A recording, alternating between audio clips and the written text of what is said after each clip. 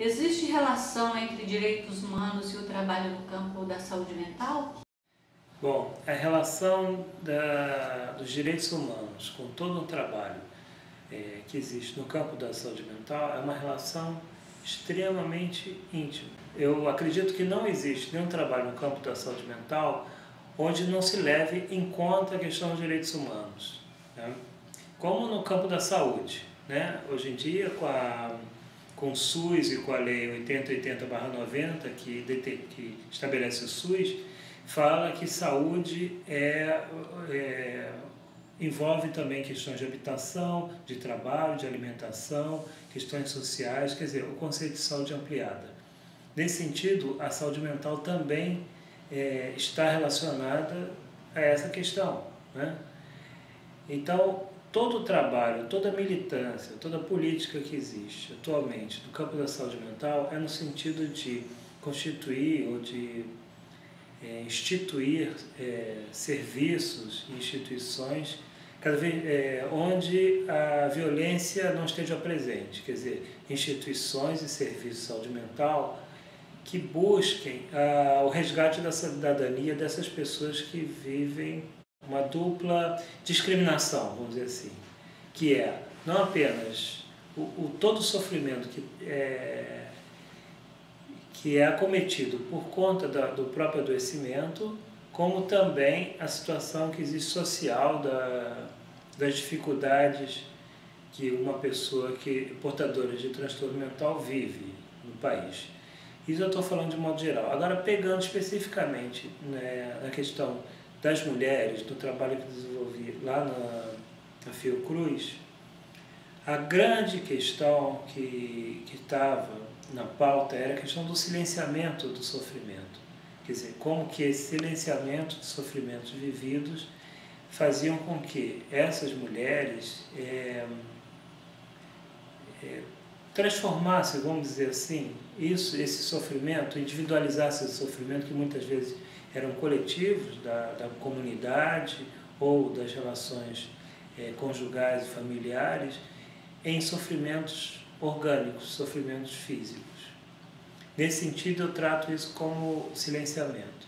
Quer dizer, o trabalho que eu acredito no campo da saúde mental, não apenas com essas mulheres, mas também com pacientes outros acometidos por transtornos mentais, o trabalho que eu acredito é o trabalho do resgate da possibilidade dessas pessoas terem voz, né? E é uma voz política, uma voz de transformação. Poder coletivizar esses sofrimentos e não individualizar no corpo. E poder fazer com que esse sofrimento possa ser um ponto de partida para transformações da vida dessas pessoas, da vida dessa sociedade, da vida desses grupos. Quer dizer, esse era o meu trabalho lá em grupo, que eu faço, né, lá na Fiocruz, e continuo tentando desenvolver isso pensando numa clínica que seja uma clínica política, nesse sentido do coletivo, não tentando simplesmente individualizar o sofrimento ou reforçar essa individualização que a própria doença faz. Direitos humanos é essencial para a saúde das pessoas? A gente não pode falar em saúde sem pensar na questão dos direitos humanos, porque a saúde implica em melhores condições de trabalho, de habitação, alimentação, participação política, coletividades. Então, a saúde não é apenas a ausência de doença. Hoje em dia não se fala mais saúde como a ausência de doença, e sim como a saúde como a pessoa poder ser reconhecida como cidadão e poder ter uma participação ativa, uma participação integrada dentro da sociedade.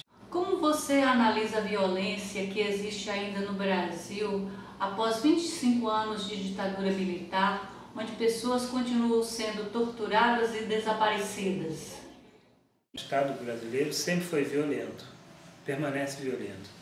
Só que antes a violência do Estado era contra as pessoas que contestavam esse modelo de Estado ditatorial, na época da ditadura militar. Hoje em dia, a violência do Estado, através do aparato policial, se volta mas contra as populações marginalizadas, as populações mais pobres dos grandes centros urbanos. E é o que a gente vê hoje em dia, né? A gente sabe que o maior número de homicídios no Brasil são homens, jovens, né? Geralmente negro ou pardo, de baixa escolaridade, sem emprego fixo, e que moram nos grandes centros urbanos, né? Então existe, na verdade, uma violência do Estado, quer dizer, essas pessoas, uma grande parte, são mortas pela polícia, né? E existe uma violência de Estado, existe